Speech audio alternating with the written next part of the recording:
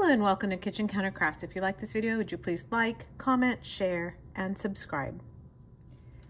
Today I have the Ferris wheel press.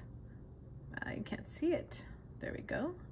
Yeah, I have the Ferris wheel press carousel pen, and this carousel is different than an older carousel, which the older carousel was the metal one, and I think they are calling it the brush pen now, but this is the carousel that is the kind of entry level pen. And this is not my pen. I was at Pen Club last night and my friend Laura let me borrow not just the pen but also this lovely ink that goes with it. So this is a coordinating pen with the coordinating ink, and this one is Brilliant Beanstalk. Golly, I'm having issues kind of zooming in. There we go. So Brilliant Beanstalk is the ink, and this pen is called Beanstalk. So you I don't know if you get the pen with it. Right now they're offering, at the time of filming this video, they're offering a free pen with any purchase, and that's the free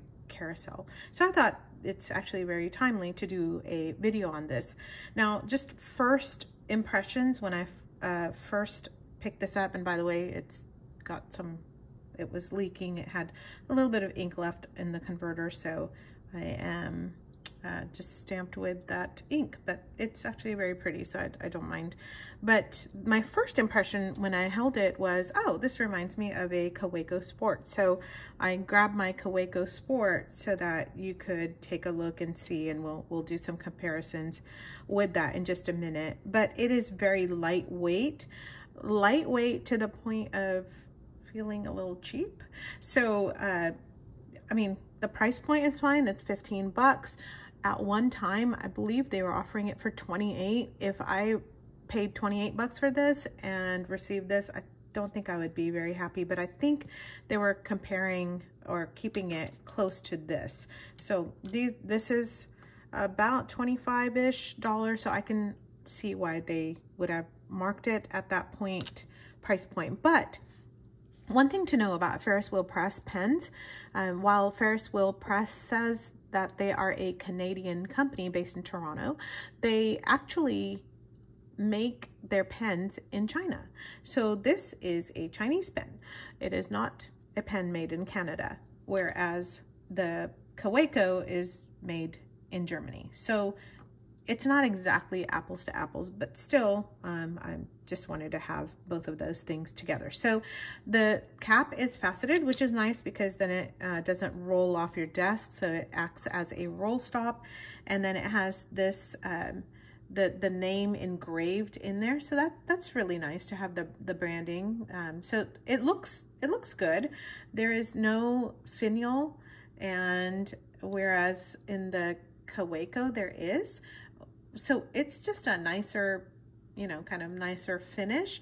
The Kaweco also has a engraving in there on, what it is. So I actually have a review on this very Kaweco.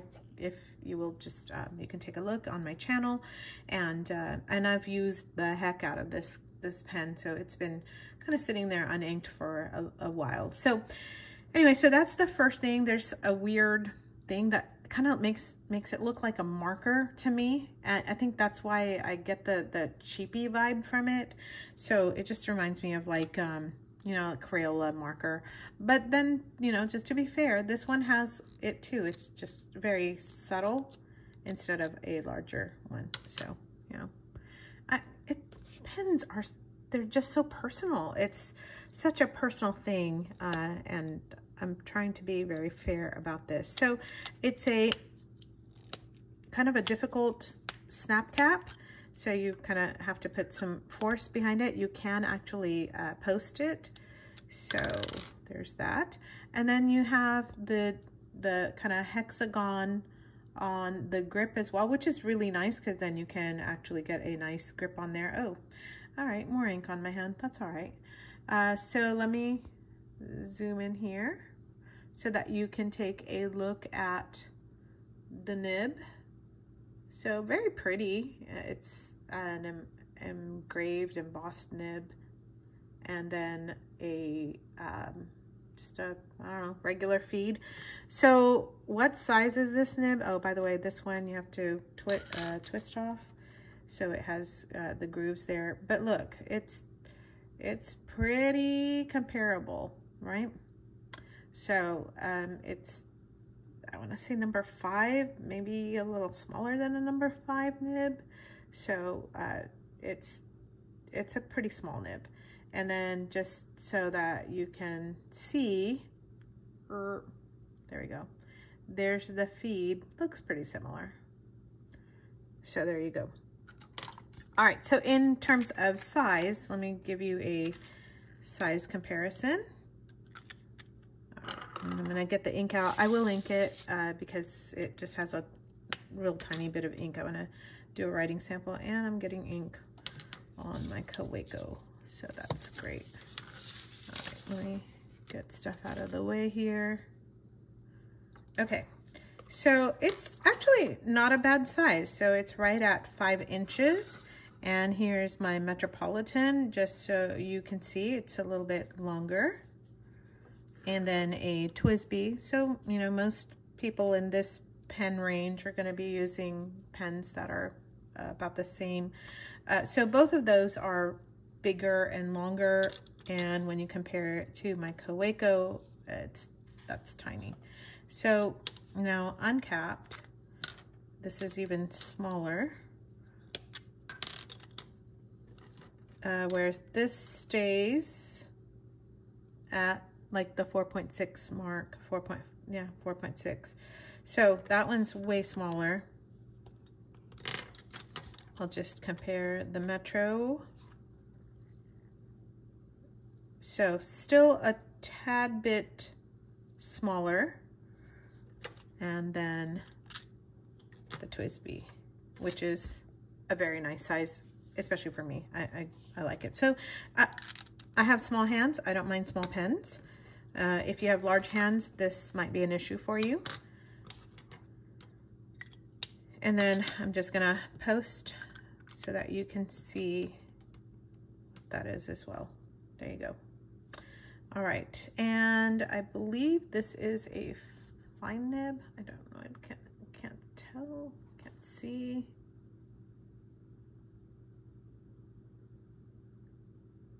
All right, there's a close-up on the nib, you can tell. Okay, so I had to zoom way in, and if you take a look at the lines, there is a M in between the lines, so that is a medium.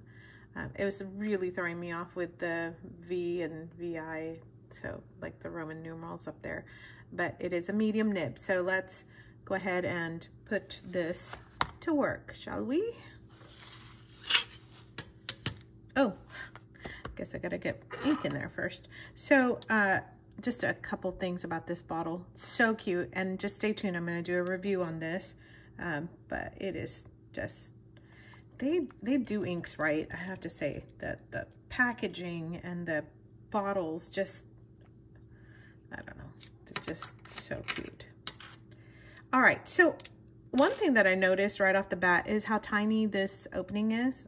So, you know, the nib is not that large and the opening is very small, but the way they've designed it, this fits right in. So you can see, and I was getting ready to just ink it up before the video, and then I thought, no, you probably ought to see how small this bottle is in case you're ordering, and you know, go from there. All right, so there we go. Not a complete full, but I just wanted to, complete fill. I just wanted to get some ink in there.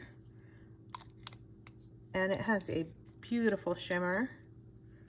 So, I don't know if you can see you see the shimmer on that napkin? Gorgeous, look at that. Look at that right there. Woo. So pretty. So the nice thing is that this is a medium nib, so it should give us a pretty decent look at the color. All right, so let me start. So this is a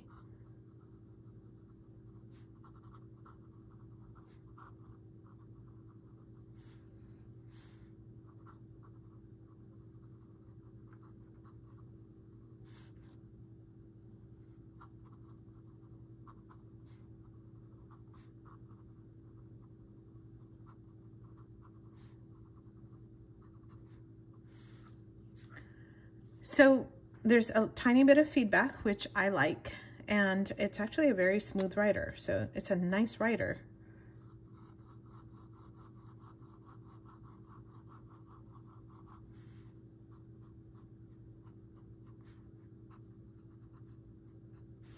Just making sure you know it's a medium nib, and then we'll do a writing sample.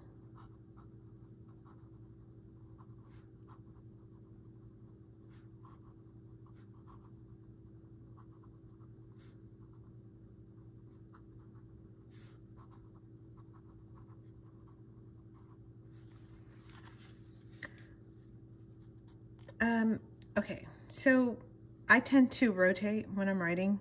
I don't know why I do it, I just do. And so some of these grooves are actually a little bit rougher on my hands. So I would actually, that's not the most comfortable grip, I have to say. So as I was writing, they're kind of digging in, so forcing me to just kind of keep the pen steady. Now, the other thing is this kind of comes in very tight. So this actually feels like a pencil with the ridges and everything else. So just so that you have an idea of the grip, it's a little bit thicker than a pencil, but it's still a pretty tight grip. Now, as far as writing on bad paper, the ink is actually really good. It's just very dull on here. And what I have up here is actually a diamine forest green. So there's a little bit of a comparison for you. All right, let's try a Rhodia dot pad.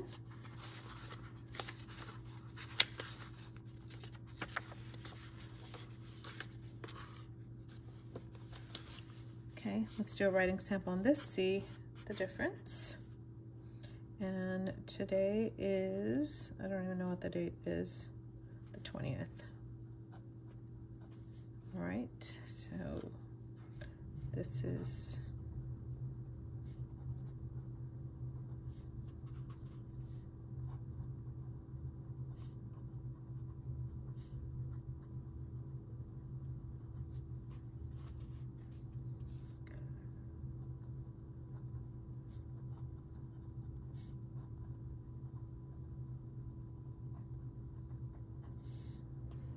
Beanstalk ink.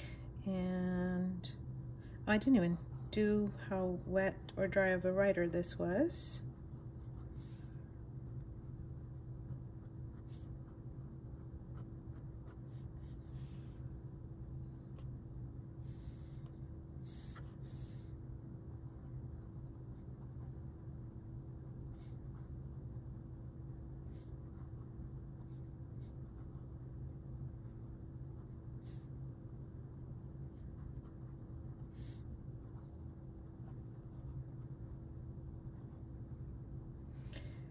Okay, so what do I say about this? It actually wrote better on the bad paper. So I don't know why, but it seemed to be a smoother writing experience than it was on the Rhodia, which is weird because the Rhodia is smoother paper and better paper, but really I think it's meant for bad papers. So just taking a look at the two, not really seeing much of a difference here. The pen is, it looks like a wet writer, but it's not really. It feels very dry. I felt myself kind of pushing down on the paper. So honestly, I'm not really that impressed. Like, I know with this guy, I was very impressed that this could kind of turn out the writing that it did with such a tiny nib. The grip is just so small, but actually was very comfortable. And then once you post it, it actually becomes a nice size pen. I don't have any issues on the sizing of this one. It's just the way it's writing.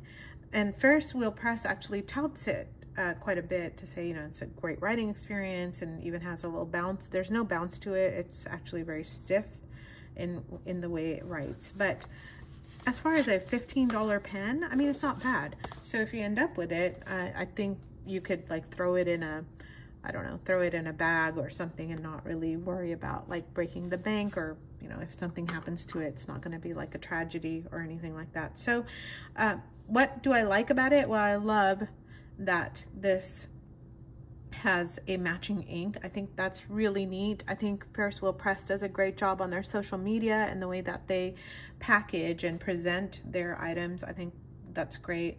I love the way that their inks, especially their shimmers, are. They're just lovely and lovely to write with. As far as the pen is concerned, would I purchase it myself? No. But if I ended up with it free, that's not so bad, right? So I can see why they would be giving it away for free, because then you get a chance to, you know, take a look at this pen and to utilize it, utilize it. All right, can't talk. And if you have this pen, would you just put some comments in? Like, what has your long-term use been like? What do you think about it? Would you purchase it again? Would you recommend it? Would you purchase it for a friend? Just give me some feedback on what you think. Do you think this video is correct in terms of what your experience has been, or am I just way off because it's a first kind of impression of the pen? So I've not spent any time writing with it. This is the first time I wrote with it. I would just love to hear what you have to say. And so stay tuned for the review on the ink, and until next time, bye.